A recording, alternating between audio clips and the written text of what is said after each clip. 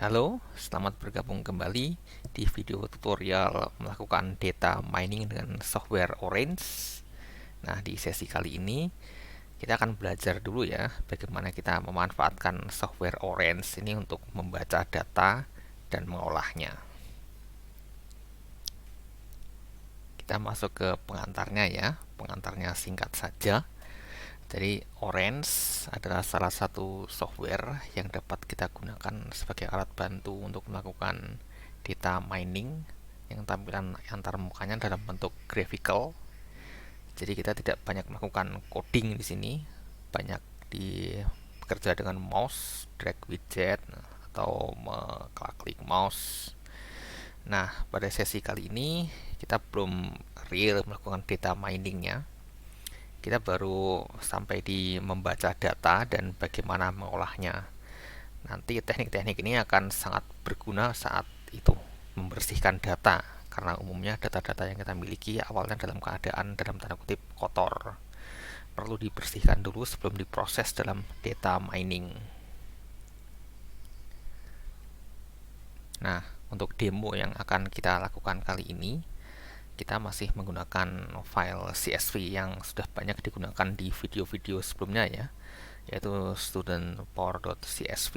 Ini ceritanya tentang kita memiliki sebuah sekolah, kita ingin mencari korelasi antara nilai siswa dengan latar belakang siswa. Nah, jika teman-teman membutuhkan file ini, bisa di-download di website ini ya. Websitenya UCI Machine Learning Repository, namanya Student Performance Dataset. Alamatnya seperti ini. Nanti kalau butuh alamatnya di copy paste, silahkan ketik di kolom komentar. Yang ingin saya tunjukkan adalah di website ini diceritakan kolom-kolom ini maksudnya apa. Jadi kolom-kolom di file CSV ini fedu, mjob, fjob, recent, guardian, school support, paid, dan lain-lainnya. Ini penjelasannya dapat dibaca di websitenya di bagian sini. Contohnya fjob, ini kan dijelaskan di sini adalah father's job. Terus tipe datanya adalah nominal. Kalau nominal artinya dia maksudnya adalah kategorikal. Kalau yang angka dia akan tulis di sini adalah numerik. Jadi itu ya. Yang binary adalah kategorikal tapi pilihannya hanya ada dua. Jadi nominal kategorikal lebih dari dua, binary kategorikal ada dua, numerik adalah angka. Oke, kita mulai sesi praktek ya. Jadi bagaimana cara menginstal Orange-nya dan bagaimana menstartnya ada di video sebelumnya. Teman-teman dapat menontonnya di sana. Nah, yang di bagian kiri ini adalah koleksi widget ya yang dapat kita pakai. Jadi satu ini namanya widget. Nah, tadi kan kita akan menggunakan file data dalam format CSV ya. Karena file data yang kita miliki dalam format CSV, kita menggunakan widget yang ini nih, CSV file import. Ini kita drag ke area di kanannya. Ini adalah area kerjanya yang di kanan ini, semacam whiteboard, blackboard. Oke, kalau kita klik kanan, pilih open. Kemudian kita pilih file CSV-nya dengan menekan tombol ini.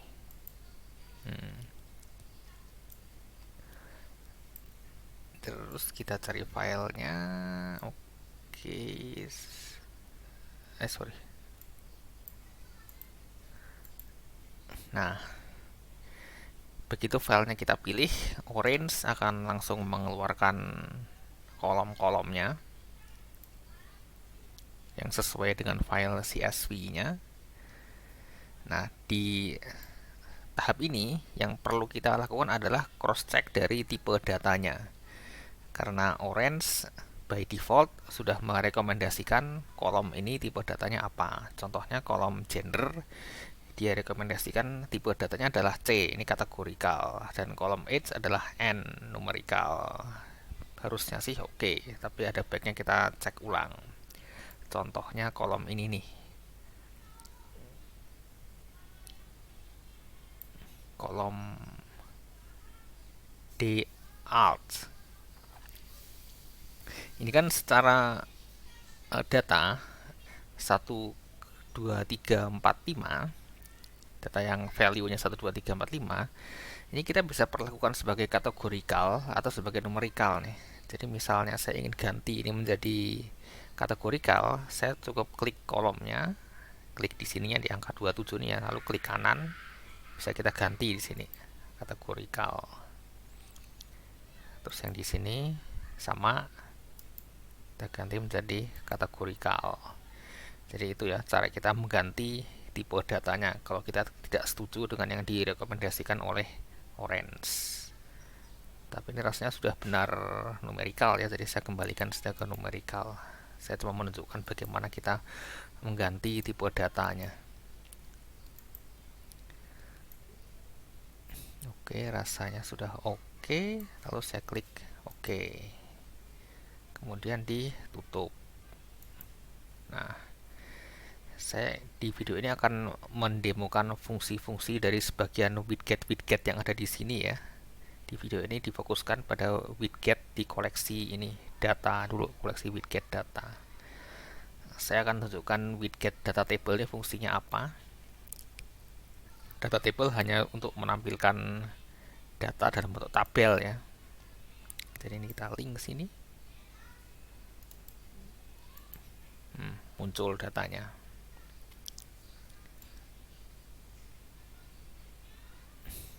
Dia menginformasikan jumlah barisnya ada 649, kolomnya ada 33. Kolom targetnya tidak ada karena kita belum pilih ya. Nanti pilihnya dengan menggunakan widget yang lain. Kemudian saya tunjukkan juga widget yang namanya data info.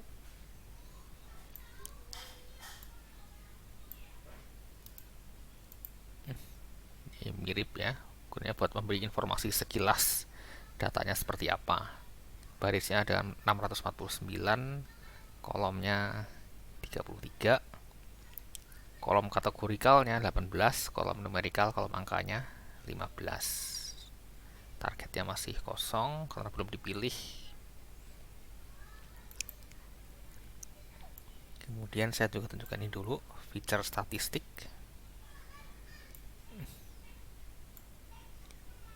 Ini berguna buat memberikan sekilas statistik dari setiap kolom dan kalau ada data kosong. Jadi kalau kolom-kolom yang tipe datanya numerikal, angka, dia akan informasikan histogram distribusi datanya, kemudian nilai rata-ratanya, median, dispersion, minimum maksimum, dan nah ini yang penting, kalau ada data kosong akan tercapture di kolom ini, missing ini kan nol semua kan. Itu untuk kolom numerikal angka. Untuk yang kolom kategorikal tentu saja nilai rata-ratanya tidak bisa dihitung ya, mediannya tapi bisa, dan yang penting kalau kategorikal ini data kosongnya ada atau tidak. Kita lanjutkan ya. Jadi widget yang sudah kita letakkan di blackboard area kerja ini bisa dihapus ya kalau kita melakukan kesalahan. Caranya dengan diklik kanan lalu di remove, atau pilihan lain diklik langsung tekan delete atau backspace pada keyboard. Nah, berikutnya saya ingin tunjukkan fungsi dari widget select row ini. Select row digunakan untuk memfilter data yang kita punya. Biasa diklik kanan, misalnya ini kan by default ya menunjukkan saya hanya akan mengambil data yang schoolnya MS, terus age-nya greater than 16, mjobnya services. Ini kemudian bisa dilihat hasilnya di sini. Kita tarik lagi widget data table, terus nah kita bisa lihat di sini tuh datanya tinggal 21 baris setelah difilter, kolomnya tetap 33. Yang kita taruh di sini bisa dibuang ya. Bisa kita remove all, terus kita tambah lagi. Misal kita ganti sekarang schoolnya GP. Condition apalagi nih, misalnya medu equals 3. Di sini langsung terlihat data aslinya ada 649, setelah difilter hasilnya tinggal 102. Yang 547 tidak masuk kondisi ini, jadi terbuang. Hasilnya bisa dilihat di data table di sini. 102 kan. Di sini bisa kita atur ya. Ini bisa kita klik kanan di garis penghubungnya ini. Reset signal. Nah, ini kan kalau kondisinya gini, yang masuk dalam data table adalah data-data yang memenuhi kondisi pada filter select row. Cuma kita bisa balik nih, yang ditampilkan justru yang tidak match. Caranya diganti. Jadi yang unmatched data di link dengan data, yang ini dihapus link yang lama. Kita klik OK. Cek di sini ya. Yang nggak masuk kondisi kan dari 547. Ya, di sini ada 547. Jadi justru yang tidak sesuai dengan filter yang dimasukkan di select row. Caranya dengan dimainkan di sini. Reset signal tadi. Saya kembalikan ya. Kembali ke 102 lagi. Kemudian select column, widget select column ini dipakai untuk kita kalau ada kolom yang ingin kita buang, dan kalau kita akan memilih kolom target. Kita open ya. By default orange langsung memilihkan kolom yang paling kanan sebagai kolom target. Kalau ada kolom yang ingin kita buang, tidak ingin ikut di analisis, masukkan di bagian ignore. Kita bisa kontrol di panah ini. Ini bisa saya kembalikan, tidak jadi dibuang ya. Kalau misalnya ada kolom yang ingin kita buang di bagian ini, feature ini, klik aja, terus klik sini school sub ini, jadi tidak akan diperhatikan. Baik, misalnya nah, meta ini sebenarnya kolom yang dia tidak dibuang, tapi dalam data mining dia tidak ikut diolah. Bedanya ignore dan meta itu ya, sama-sama tidak ikut diolah, tapi kalau ignore sekaligus dibuang, kalau meta tidak ikut dibuang. Kita lihat hasilnya school sub dan paid di ignore ya. Kita coba masukkan hasilnya di sini. Klikkan. Kolomnya sudah berkurang menjadi 30. Satu hilang menjadi kolom target. Kolom targetnya numerik ya, bacanya di sini numerik outcome, maksudnya kolom targetnya adalah tipe datanya angka. Terus kolom feature-nya tadinya 32 menjadi 30.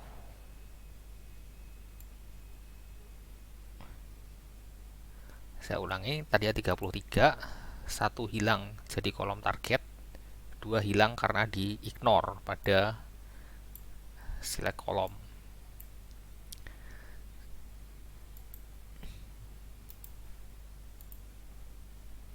Oke, ini nggak bisa diapa-apain. Nah, saya perlu ceritakan, ini kan namanya kurang enak dipandang nih, data table 1. Ini bisa kita rename. Kita klik kanan, rename. Misalnya kita tulis hasil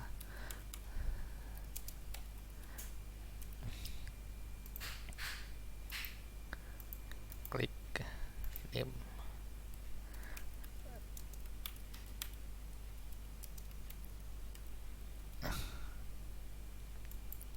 Itu ya fungsi dari select row dan select column. Lanjut lagi ya, saya akan coba menunjukkan bagaimana Orange ini melakukan agregasi data. Saya mulai dengan widget ini dulu, pivot table. Saya tarik sini, bukan, klik kanan. Saya matikan dulu deh supaya tidak membingungkan. Jadi seperti yang di video Pandas tentang pivot table. Jadi pivot table adalah agregasi data dua dimensi. Ada kolom pengelompok arah vertikal, ada kolom pengelompok arah horizontal. Yang kolom pengelompok arah vertikal itu disetting di sini, rows. Ini kolom pengelompok arah vertikal. Kemudian kolom pengelompok arah horizontal disetting di columns. Lalu ada kolom yang dihitung agregasinya, dimasukkan di values. Nah, terus perintah agregasinya dipilih di sini.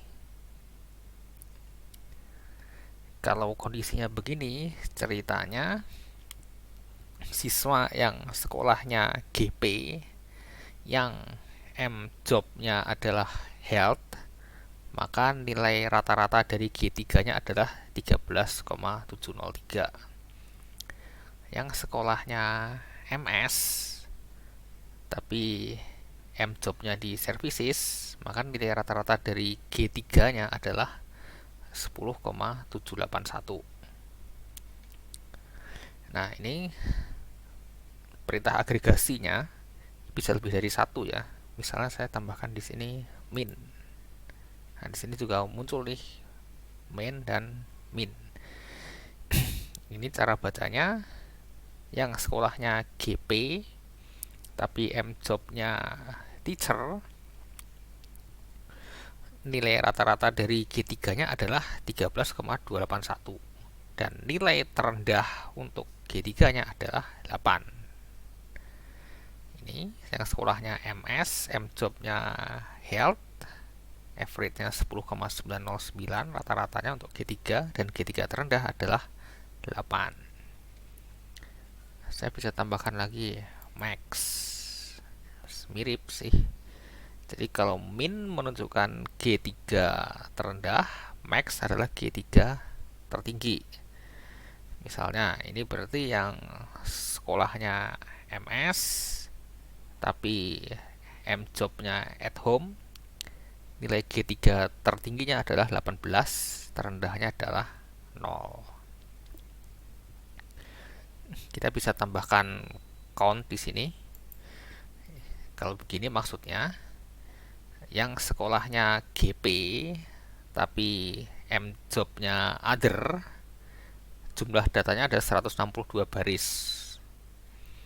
Yang schoolnya MS tapi M job-nya teacher, jumlah datanya ada 15 baris. Ini kolomnya bisa kita ganti ya. Misal saya ganti menjadi F job, berubah ya. Saya ganti lagi menjadi apa lagi nih,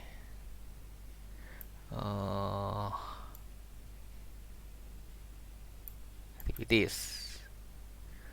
Nah, dia berubah lagi kan sesuai kategorikalnya pada kolom ini. Kategorikalnya variasi datanya apa saja, dia akan dimunculkan di sini. Kemudian ini bisa kita tampilkan ke data table ya, hasilnya. Saya tarik sini, open. Dia menampilkan sesuai yang ada di sini dalam bentuk tabel. Cara bacanya, sekolahnya GP, yang kolomnya apa tadi? Lupa tadi. Kolomnya adalah activities. Jadi yang schoolnya GP, yang activitiesnya yes, nilai tertinggi untuk G3 adalah 18, terendah adalah 7, rata-ratanya 12,872. Jumlah datanya, yang sekolahnya GP, activitiesnya yes ada 219.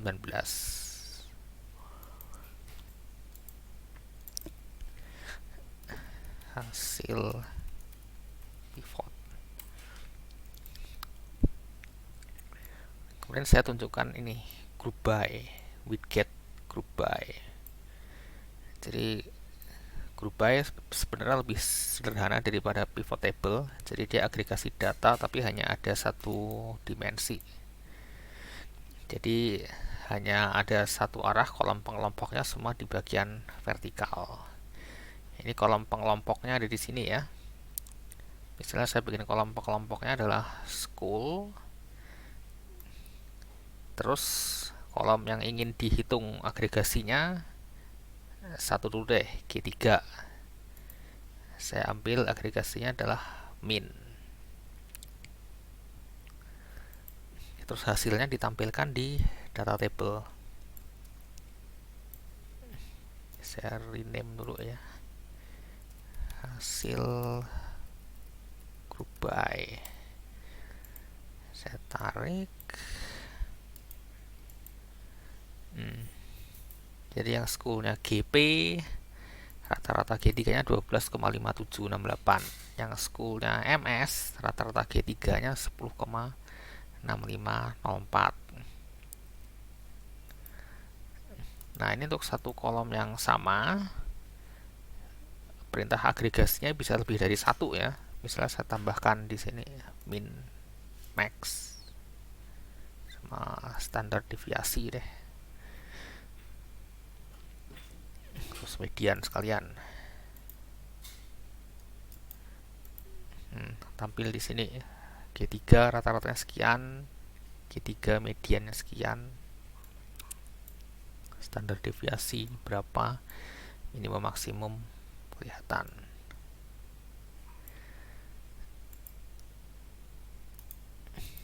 Saya hilangkan dulu deh minimum maksimum.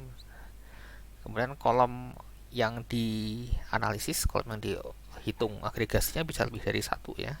Misalnya ini kan G1 tidak dihitung karena ininya kosong. Jadi ciri-cirinya ini ya, kolom yang tidak dihitung agregasinya ininya kosong, bagian aggregationnya nih.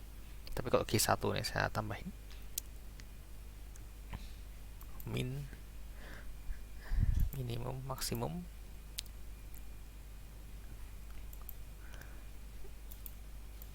Di sini dia muncul G1 rata-rata, G1 minimum, G1 maksimum untuk school MS dan GP. Yang tadi juga muncul ya. Terus kolom pengelompoknya bisa dibuat berlapis. Ini misalnya saya bikin school dan gender deh. Caranya tahan kontrol di keyboard lalu klik. Jadi begini. Jadi ini yang schoolnya MS, gendernya female, F, rata-rata G1 sekian, G1 terendah sekian, G1 tertinggi sekian, rata-rata G3 sekian, median G3 sekian. Ini standar deviasi dari G3 sekian. Itu ya untuk melakukan group by. Kemudian saya ingin tunjukkan ini agregat kolom.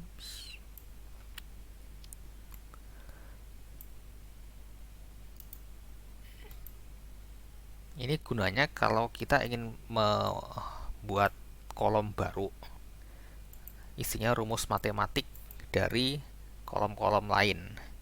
Misalnya saya ingin bikin kolom baru namanya AGG. Di kolom baru ya, nanti kolomnya AGG. Dia nilainya adalah rata-rata dari G1, G2 dan G3. Caranya ini ya, saya tahan kontrol di keyboard lalu diklik satu persatu, 1, 2, 3, terus ditampilkan di sini di data table.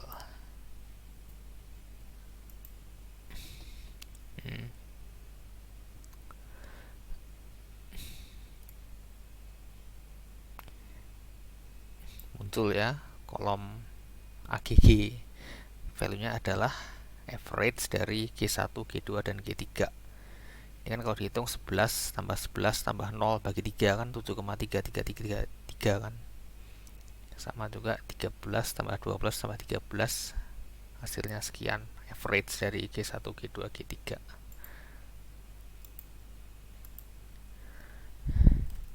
Saya rename.